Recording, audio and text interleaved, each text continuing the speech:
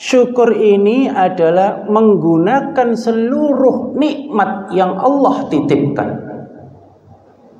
kepada manusia. Ingat, tolong digarisbawahi. Menggunakan seluruh nikmat yang Allah titipkan kepada manusia.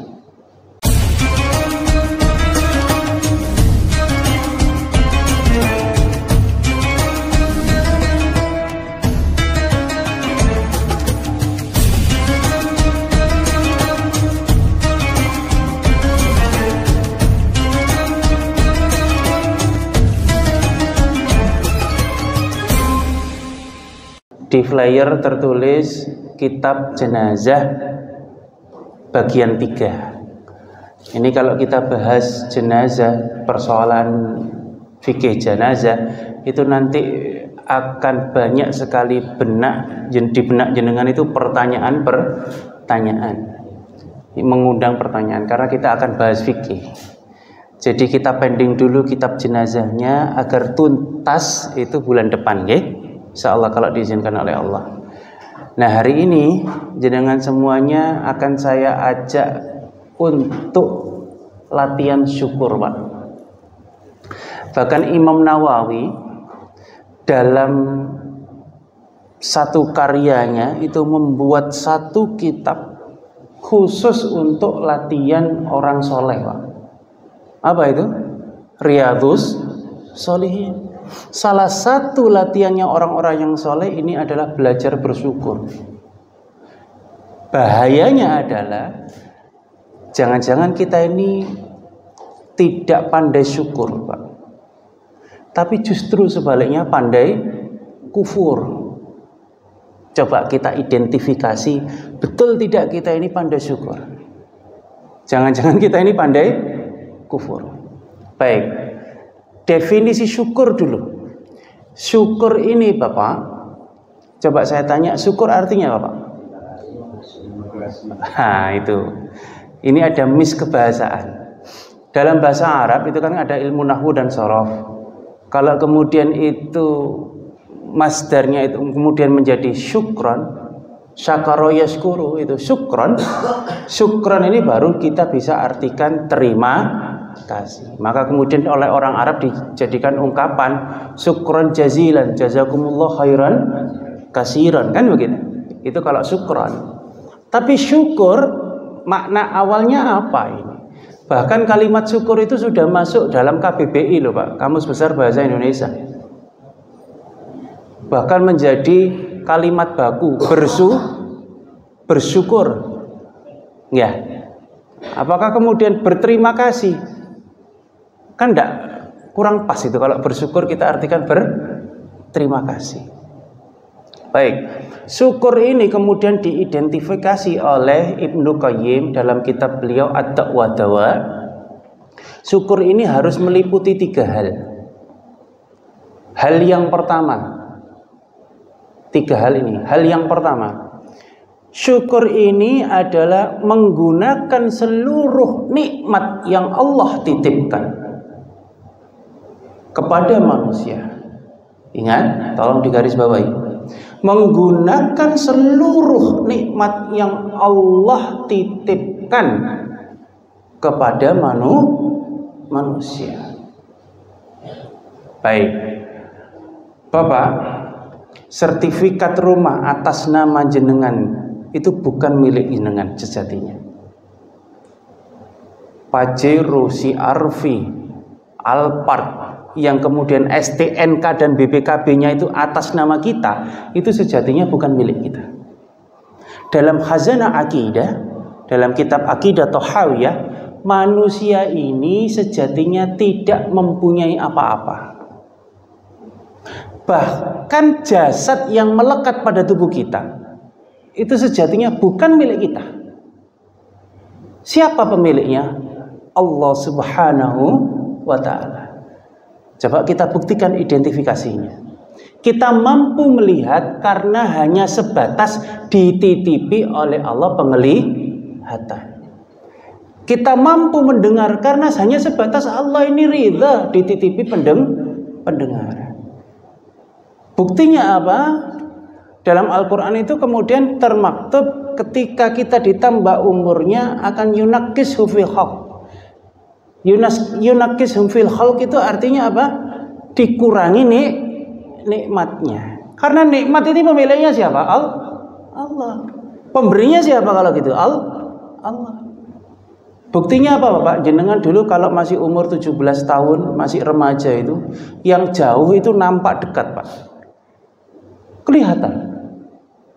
Baca tulisan apa Jawa itu kelihatan. Sekarang Pak, yang dekat saja bacanya harus dijauhkan Pak. Harus dijauhkan begini, kalau begini tidak kelihatan malah. Itu bukti bahwa Allah sudah mulai mengambil sedikit demi sedikit miliknya. Apa? Berupa penglihatan.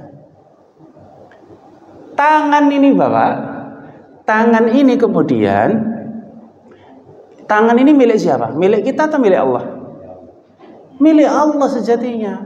Kita wajib bersyukur karena terlahir oleh Allah dititipi jasad yang sempurna. Maka tangan ini milik Allah. Oleh karena itu definisi yang kedua, menurut Ibnu Qayyim, definisi yang kedua, hal yang kedua ini adalah menggunakan titipan tersebut sesuai dengan kehendak Allah. Jadi semua kita hidup di dunia ini kan hanya titipan. Titipan itu harus dipergunakan sesuai dengan kehendak Allah.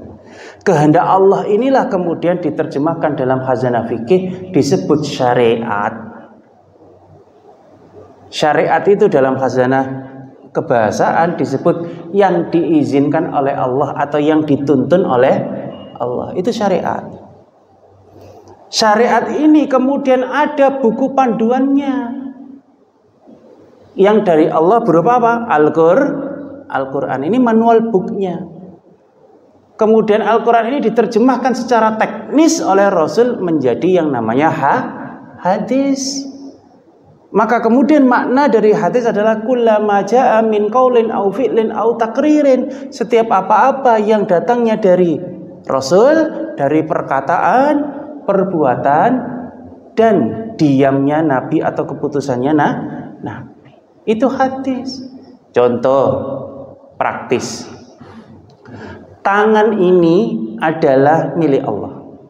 Maka kita wajib menggunakannya sesuai dengan kehendak Allah. Apa kehendak Allah atas tangan kita ini? Apakah tangan ini untuk ngampleng orang? Enggak, Pak. Enggak. Apakah tangan ini untuk mukul orang? Tidak.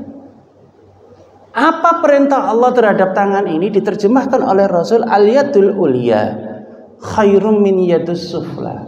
Tangan di atas lebih baik daripada tangan di bawah. Maka dalam Al-Quran muncul kemudian konsep zakat dalam rangka menggunakan tangan. Diterjemahkan oleh Rasul, zakku amwalakum biz zakat. Bersihkanlah hartamu dengan zakat. Muncul kemudian dalam Al-Quran konsep sedekah. Muncul kemudian konsep infak, konsep wakaf, konsep hibah. Kan begitu. Kalau kita jeli pengamatan kita terhadap Al-Quran untuk melaksanakan sesuai dengan kehendak Allah. Manusia ini punya problem, Pak. Memang ditakdir oleh Allah dibekali nafsu lawamah dan nafsu mutmainnah. Problemnya pada nafsu lawamah. Apa kemudian problemnya? Syukur kita ini, Pak, syukur kulolan panjenengan sedaya ini hanya bersifat transaksional. Banyak bersifat materialistis. Kok transaksional? Hanya bersifat materialistis. Apa buktinya syukur kita ini bersifat materialistis, Pak? Kita mampu mengucap hamdalah alhamdulillahi rabbil alamin terhadap rizki yang kita suka. Kita mampu mengucap syukur ketika kita cicilan rumah lunas. Kita mampu mengucap syukur ketika kita mampu beli pajero. Enggak. Mesti alhamdulillah, Pak. Enggak. Kita mampu mengucap syukur ketika kita mampu membeli sesuatu yang kita inginkan. Bahkan kita mampu mengucap syukur nek bojone ayu. Nek elek ya, Pak. Rada ngenes titik, golek liyane jelas sih. Kan begitu.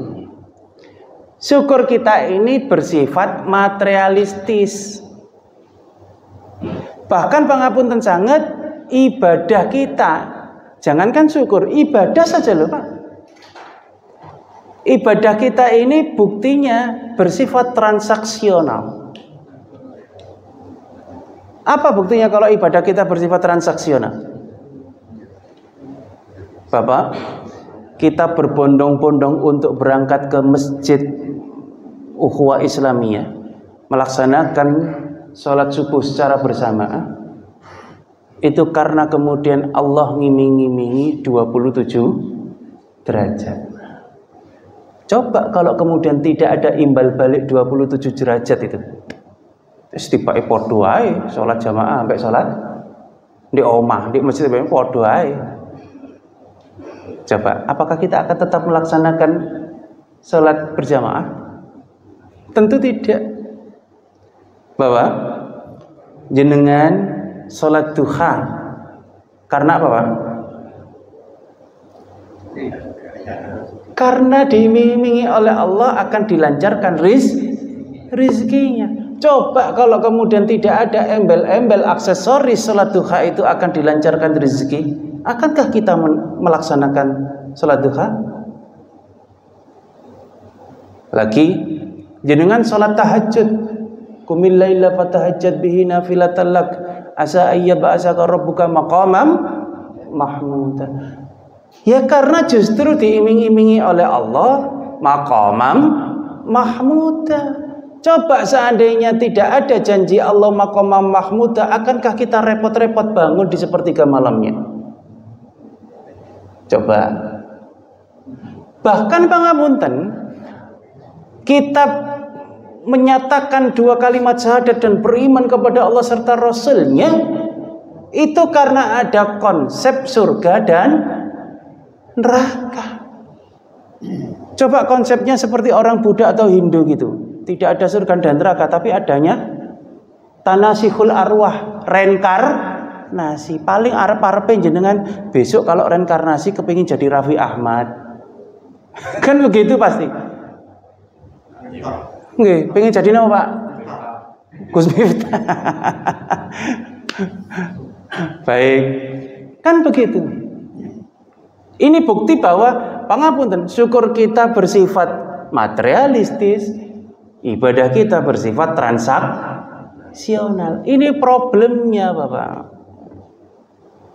Maka kemudian hal yang ketiga kata Ibnu Qayyim, setelah kemudian menggunakan semaksimal mungkin seluruh nikmat yang Allah titipkan sesuai dengan yang kedua, sesuai dengan kehendak Allah. Yang ketiga adalah dalam rangka mendekatkan diri kepada Allah.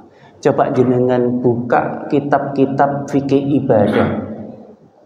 Mayoritas bisa saya katakan 99,9% para ulama menerjemahkan ibadah itu fungsinya adalah litaqarrub ilallah, untuk mendekatkan diri kepada Allah. Maka tujuannya sejatinya syukur ini untuk latihan mendekatkan diri kepada Allah. Ngoten lho, Pak. Problemnya kita ini tidak paham syukur. Kita bersyukur kalau yang kita senengi aja, kalau yang tidak disenengi tidak syukur, Pak. Apa buktinya coba, Pak? Penyakit itu juga harus kita syukuri, Pak. Penyakit itu konsepnya juga titipan dari Allah. Asam urat itu ya titipan, kolesterol ya titipan, diabetes, vertigo, lambung itu ya titipan, linu-linu itu ya titipan, Pak. Juga rezeki loh, Pak, itu, Pak. Lungki tahu Ustaz? Iya. Coba kita buktikan, kita identifikasi betul tidak asam urat, kolesterol dan diabetes itu juga berupa rezeki dari Allah. Bapak, jenengan mampu beli Pajero karena kemudian dititipi oleh Allah rizki yang melimpah, maka mampu beli mobil. Jenengan kemudian diberikan oleh Allah rizki yang melimpah, maka juga mampu beli sate dan gulai. Coba kalau tidak diberi rizki oleh Allah rizki yang melimpah, mung tahu tempe. Karena mampu beli sate dan gulai kan diberi rezeki. Problemnya kemudian kita ini kadang-kadang rotok geragas, Pak. Pagi rawon, siang sate, malam gulai. Ya, besoknya lain lagi, bu apa jeroan, bu apa nggih. Kekil, ana apa maneh sampean sebut wis. Sing enak-enak to. Seminggu ngoten Pak, begitu kontrol asam urat 11,0, kolesterol 423, diabetes 485. Tepak wis. Loh. Jadi asam urat, kolesterol, diabetes atau penyakit yang kita indap itu adalah bagian dari titipan. Kenapa kok kemudian ketika kita diberi oleh Allah rezeki berupa rumah, berupa harta benda, kita mengucap syukur alhamdulillah. Tapi ketika kemudian kita diberi oleh Allah dititipi asam urat saja, naudzubillah. Coba ketika kemudian dalam kondisi dengkul cekot-cekot, boyok cenut-cenut, enggak, kepala kemudian mumet luar biasa. Apa yang jenengan ucapkan yang lepas dari lisan kita? Ya kalimat Allah, Pak. Nggih, tapi ambek ngersula. Ya Allah, cekot-cekot iki kok mari-mari sih ya Allah. Jenengan parini mari kok. Tuh. Coba kalimat itu kita riyadhah, kita latihan untuk bersyukur, untuk belajar menjadi orang soleh. Latihan itu kalimat itu kita rubah. Ketika luar biasa mengindap sakit, merasakan sakit yang luar biasa, kita ucapkan alhamdulillah ya Allah, jenengan titipi saya dengkul cenut-cenut, sakit ngerasakno cenut. Sakit ngoten, Mbak. Kepala migrain luar biasa, bojo ngomel, Pak. Kira-kira napa? Bisa ndak kita mengucapkan alhamdulillah ya Allah, jenengan titipi migrain, saya bisa merasakan alhamdulillah ya Allah, jenengan paringi kula bojo judes. Matur suwun Gusti. Bisa, Pak? Sulit, Pak. Itu loh buktinya bahwa kita pangapunten. Ternyata kula lan panjenengan ini tidak terlatih untuk syukur. Riyadhus Shalihinnya Imam Nawawi ndak kita pakai, Pak. Ya kita kaji tok ae, ngrungokno terus mulih. Kan hampir di setiap masjid itu ada kajian Riyadhus Shalihin, tapi kita ndak latihan sebenarnya. Hanya mendengarkan. Itu syukur itu kalimat yang luar biasa, Pak. Coba kemudian pangapunten, ini fakta yang menarik. Kita sedikit mengulik sejarahnya Hannah. Hannah ini yang nanti diperistri oleh Imran. Imran ini kemudian salah seorang orang yang soleh dan alim, yang bahkan namanya diabadikan dalam Al-Quran oleh Allah menjadi Ali Imran. Ali ini artinya keluarga, Imran ini Imran, kisah keluarga Imran. Satu surat full, Pak, panjang juga kisah keluarga. Ini Hannah, istrinya bernama Hannah. Hannah ini punya saudari perempuan. Saudari perempuannya ini bernama Elishab, atau dalam bahasa Ibrani Eliasobat. Eliasobat ini dalam Injil ditulis sebagai Elizabeth. Elizabeth ini nanti akan diperistri oleh seorang yang alim dan solehnya luar biasa, bahkan menjadi nabi dan rasul. Siapa? Zakaria. Nabi Zakaria. Imran dengan Hana ini nanti akan dikaruniai oleh Allah seorang anak bernama Maryam. Maryam ini nanti kemudian akan melahirkan seorang anak yang luar biasa yang nantinya juga menjadi nabi dan rasul bernama Isa alaihissalam, dengan proses kelahiran yang mencengangkan, yang menjadi mukjizat. Zakaria dan Elizabeth ini tadi akan melahirkan seorang anak yang juga menjadi nabi dan rasul. Siapa? Yahya. Nabi Yahya. Ini luar biasa, zuriat ini luar biasa Pak, terpelihara sekali. Nah, ini dalam ceritanya, dalam kisahnya surah Ali Imran ayat 35 sampai 37. Saya bacakan yang 35 saja. A'udzubillahi minasyaitonirrajim. Bismillahirrahmanirrahim. Idz qalat imra'atu Imran rabbi inni nadzartu laka ma fi batni. Wa idz qalat imra'atu, dan ingatlah ketika istri Imrana, istri Imran, Rabbi berkata kepadaku, Rabbi inni nadzartu laka ma fi batni. Ya Allah, ya Tuhanku, sesungguhnya aku bernadar kepadamu atas bayi yang ada dalam kandunganku. Jadi Hana ini hamil Maryam, nadar sama Gusti Allah. Apa nadarnya Hana? Muharraran, akan aku jadikan bayi yang ada dalam kandunganku ini menjadi pengabdimu ya Allah, menjadi penghambamu ya Allah. Jadi si Hana ini bernadar kepada Allah, bersumpah kepada Allah, nanti kelak bayi yang lahir dari rahimnya itu nanti akan menjadi anak yang soleh dan solehah. Fataqabbal minni innaka antas sami'ul alim. Maka kabulkanlah nadarku ini ya Allah, sesungguhnya Engkau yang maha mendengar lagi maha mengetahui. Bapak, Hannah dan Imran ini faham betul konsep syukur.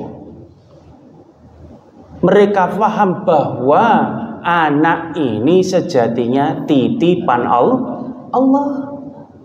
Karena faham kemudian mereka tahu betul bahwa kehendak Allah terhadap anak ini apa Pak?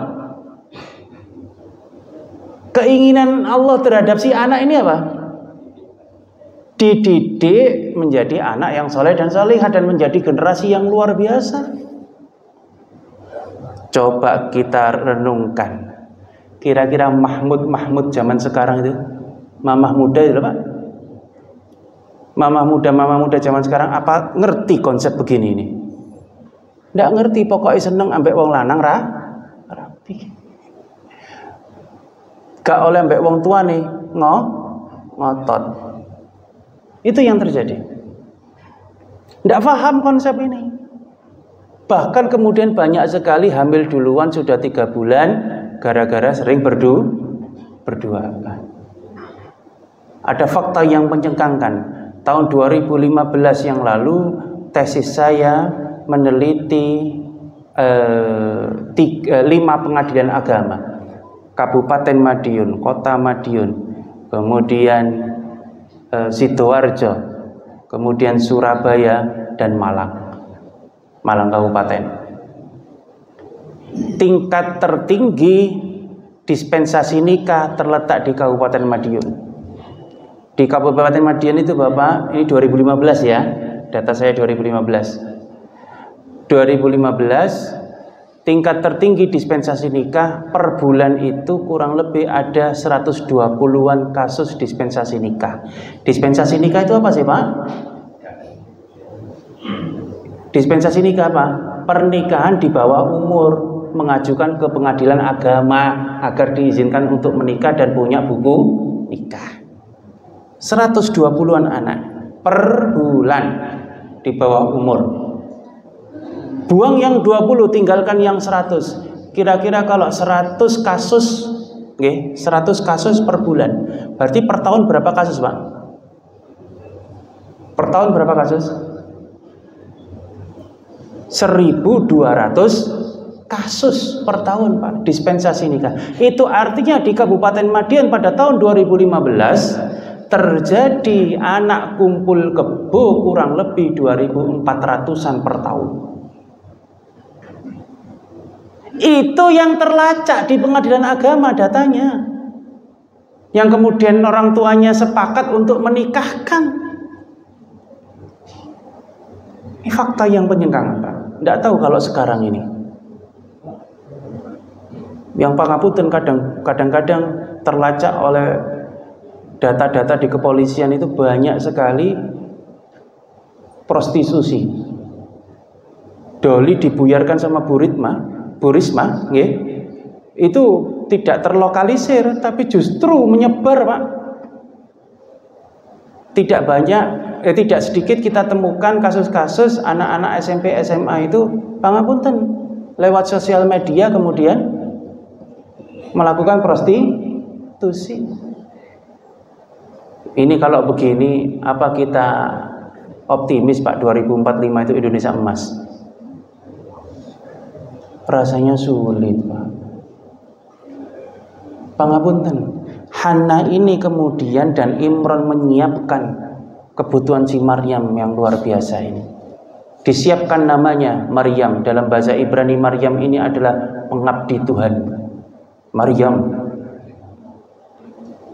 Jangan remehkan arti sebuah nama. Nama itu doa, Pak.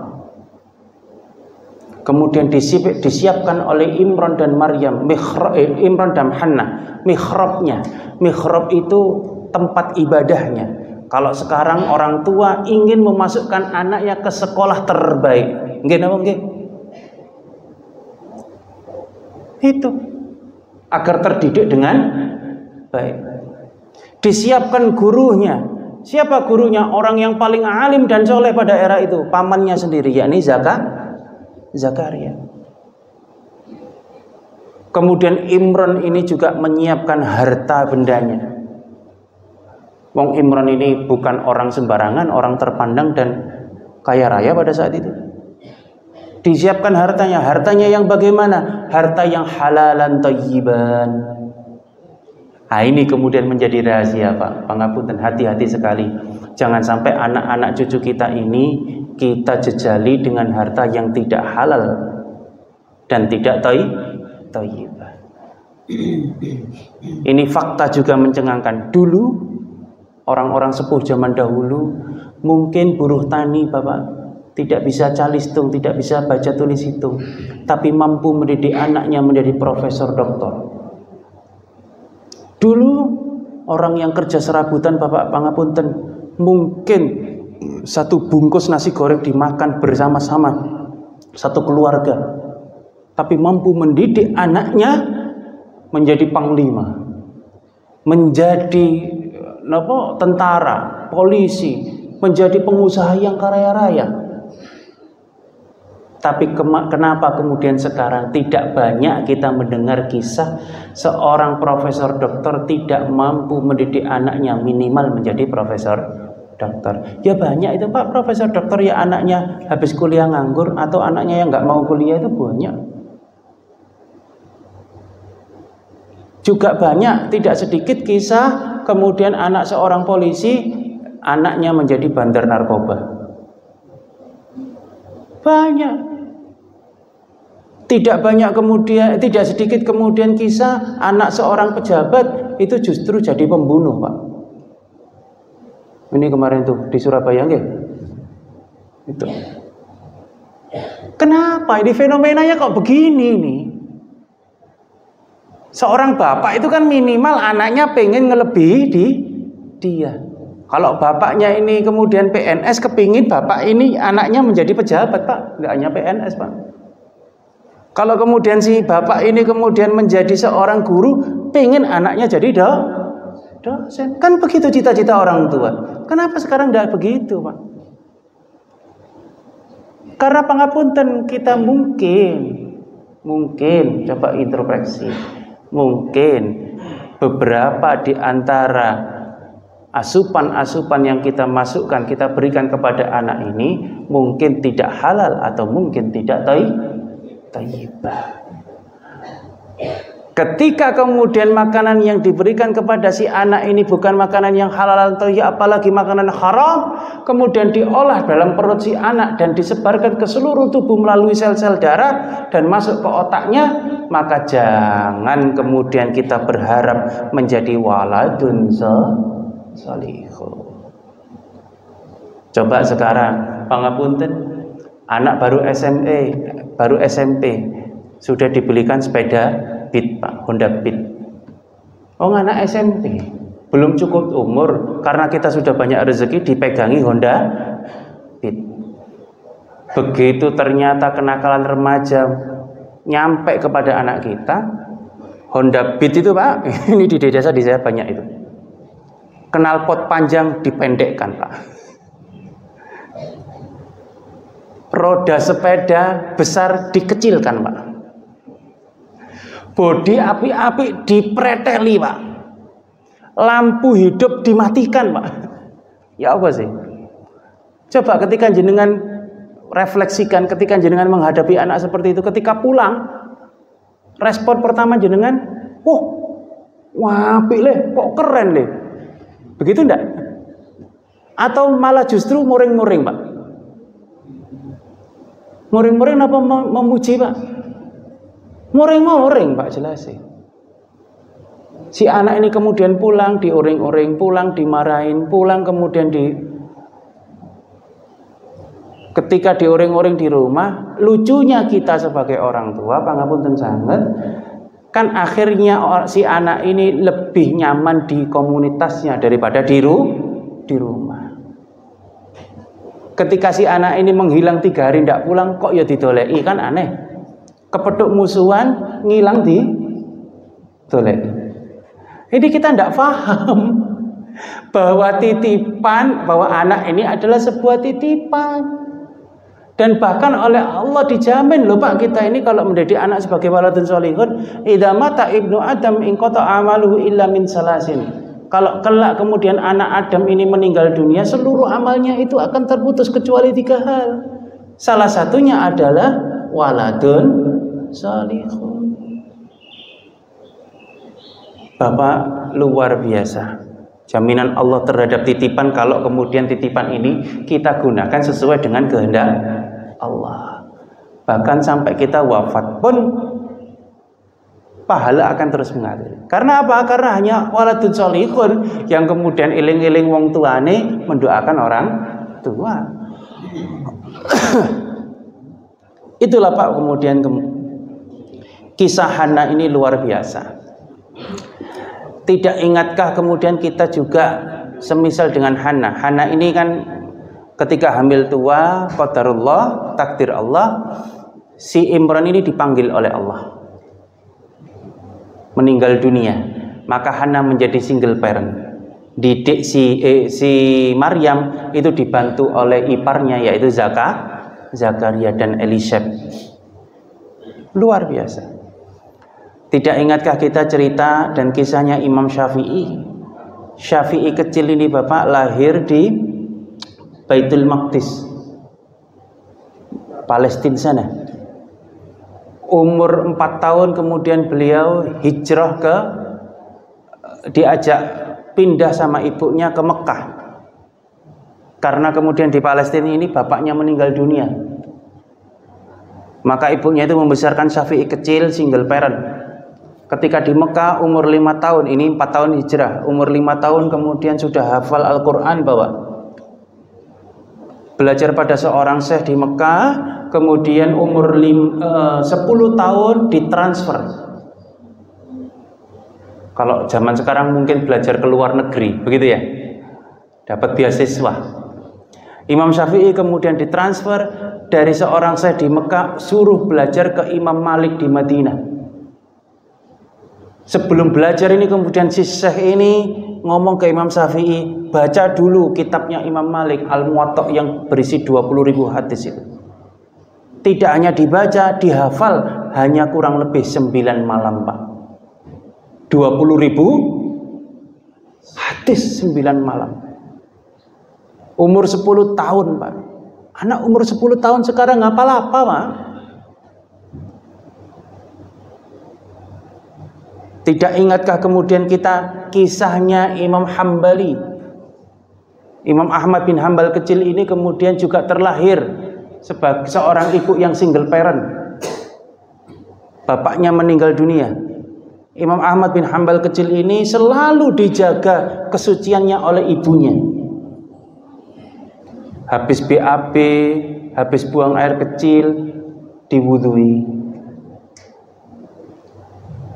BAB lagi diwudhui. Musim dingin pun diwudhui pakai air hangat. Dijaga betul kesuciannya. Umur seminggu bapak sudah digendong, diajak untuk mendengarkan majelis-majelis taklim. Umur seminggu, Pak.